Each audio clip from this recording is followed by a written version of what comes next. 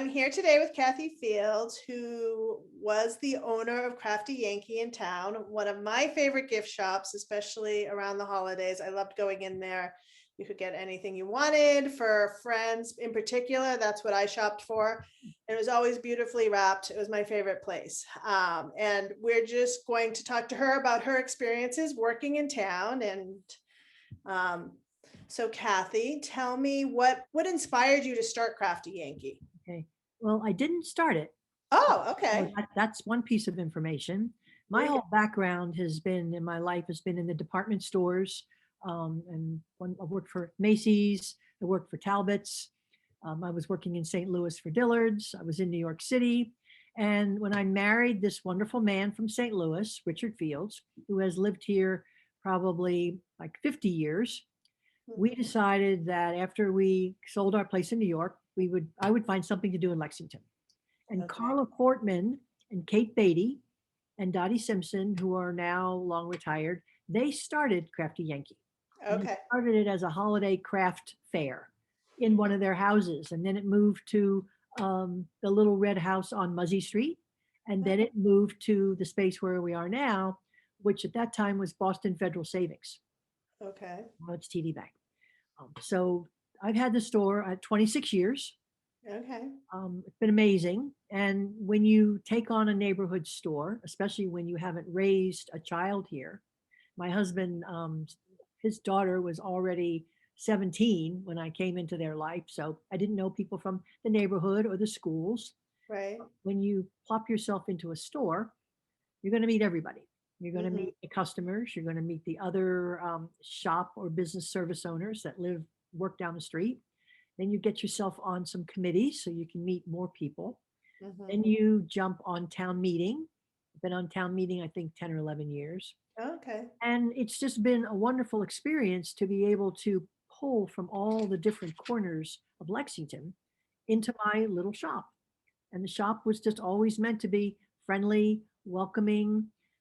People can buy online, but if they want to come into a store, they really need retail therapy. Hmm.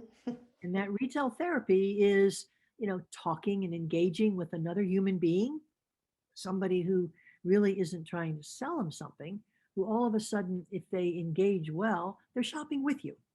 They Hmm. ask you, tell me about this girlfriend that's hard to buy for. Does she like things that are organic? Is she a jewelry wearer? Is she like scarves? Does she cook? And Hmm. all of a sudden now you are almost like a friend to this person, helping them pick items out, getting it wrapped, and out they go. So you've just had a lot of fun for the 26 years I've been there. Hmm. Hmm. Do you know I've retired? I do know. Okay, I okay. do. So, yes, but I understand that the shop is going to have some sort of continuation as well, right? Like, Absolutely. Yeah. So the last lease I had was for 5 years. And 2.5 years ago, I decided when I hit 70, I was going to be retired. Didn't okay. quite happen. I'm going to be 72 in May. So Uh-oh. had to hang on a few more years because I needed to find the right person. And Hmm.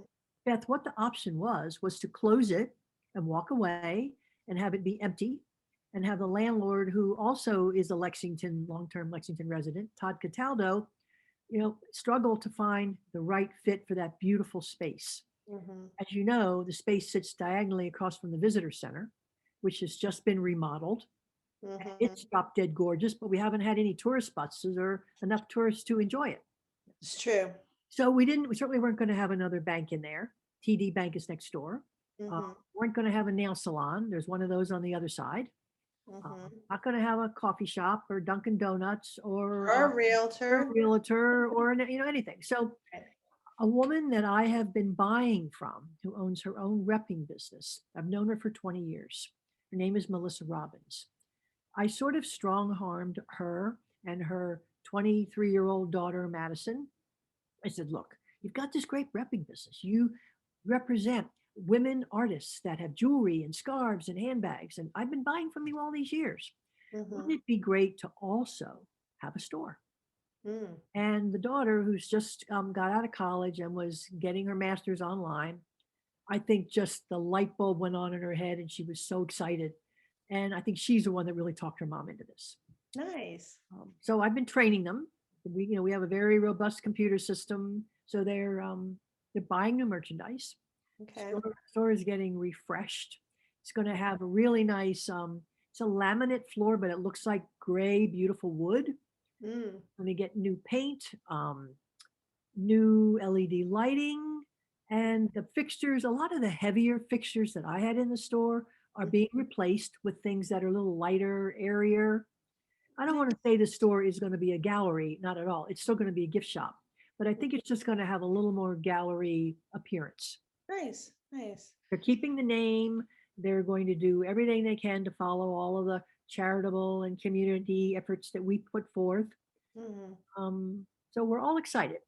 That is exciting. It's nice to have an institution that stays in the community and, yeah, that's lovely. So there's not enough of them. So, so while you were managing the store, doing everything, like, were you also in charge of buying everything? Was that like your job? Yes, well, primarily for the last 15 years, I've had an unbelievable manager, Sandy Simon, and anybody who came in the store on most days, she was there. So Mhm. she became the front person actually physically in the store upstairs. And Mhm. I did the buying, the receiving, the shipping, the marketing, all of the constant contact communications that we did, the Mhm. newspaper advertising, and I built a website. Ah, The online shopping literally, Beth, pulled us through the COVID period when we were closed, mm, because we were closed from March 12th all the way until June 9th. And I mm. was in there every single day shipping merchandise and delivering and having people for curbside pickup. It was amazing. That's nice. That's nice. So, do you think Crafty Yankees reaches beyond Lexington, or was it moving towards being beyond Lexington during COVID? Or, I mean, or do you feel like there's just enough, like, right here in Lexington to kind of support it? It's a huge, huge regional business. Okay. We have over 10,000 names on our mailing list. Oh, wow. Okay. Lexington customers, honestly, are about maybe 55%. Okay. The rest of it is all the other towns that surround us. As you know, you've been in the store. There aren't really stores like ours. Mhm. It's not the paper store. Paper store is a really great, fun place, but this is where you would buy a wedding gift, an engagement gift, a Mhm. girlfriend gift, somebody for the dog sitter. Mhm. You always knew you were going to find something a little bit different. Mhm. That's sort of where we purpose ourselves. Right. Right. Many of the customers who come in don't live in the town, but they work in the center. Okay. Yeah. 15% of the business is tourism, Nice. and a big mailing business. Anybody who ever came in the store took our business card, and that's where we got lots of our orders. Nice. Nice. So, have you, shame on me. I have not been in the new visitor center, and my son works there as a on weekends. So he started there when no one was even allowed in there. But, is there a sort of a partnership with the visitor center and you, or Ab- Absolutely. The visitor center manager, Katie Johnson, she's terrific. Mhm. She was a assistant manager of a retail store in Reading.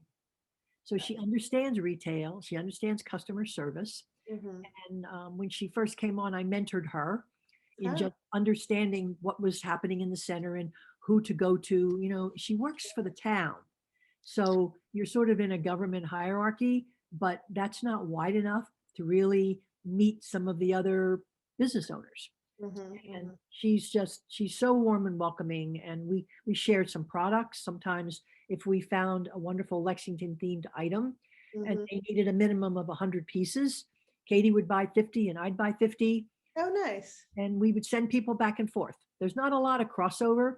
She has more, going to say, lower priced or opening price point products that are Okay. really very, very Minuteman, Lexington themed. Mhm, mhm, We tried to have things that were certainly somewhat Lexington themed, but Boston metro area, and that were made by local people. mhm, mhm. It's a Yes. good fit. Yeah, you always had a good selection of the Simon Pierce glass stuff. Yeah. That was one of my favorites. So what would your advice be for someone who would be considering starting an endeavor like this? Like, what's the one bit of advice that you would partake? I think you have to do a lot of research. You have a passion or an idea of, what you want your dream to be, whether it be a store or a service business, Mhm, but really research, who is the customer? What are the demographics in the immediate town? Is there anything similar to you? How can you differentiate yourself so that you really can stand out? If you're mhm, going to replicate somebody else, then it's going to be twice as hard because people have a very loyal allegiance to the businesses in this town mhm, and actually most towns. And when somebody new comes in, yes, they want to run and see and patronize them, but they very often go back to the comfort zone of where they were previously buying. mhm, So mhm, I would say research and then understanding the customer, getting to know who are the other business owners around the location where you're going to be. They probably have huge amount of advice. You just have to ask them. mhm, mhm. It's fun. Anytime having your own business, I found it to be the joy of the last 26 years of my life. But it's hard work. It really is 24/7. Mhm, mhm.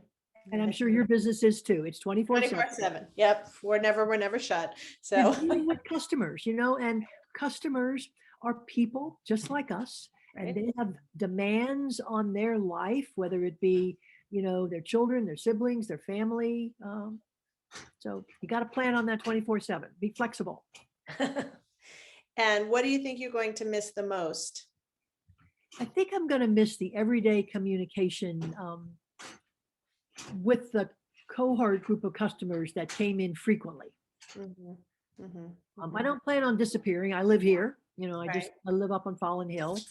There were several of the merchants that have approached me and asked me if I would, help them with their marketing. Nice. Certainly willing to that. And then this scenery that you see behind me, we have a lovely lake house in northwestern Maine, in the Oh, Rangeley Lakes area. oh, So I nice. plan on spending 3 or 4 months there in the summer. Nice. Nice. Well, yeah, that looks beautiful. If it looks like that, for Yeah, sure. it So, does. Pretty much empty. well, I want to thank you so much for doing this. Thank you for thinking of me. I really have enjoyed getting to talk to you too. Yeah, I loved your store. So, yeah, I'm glad it's staying in some form. So Yes, it'll it'll be be good. good. Yes. Well, thanks again. Have a great afternoon. Okay, you too. Bye, Kathy. See you around town. Yes, you will.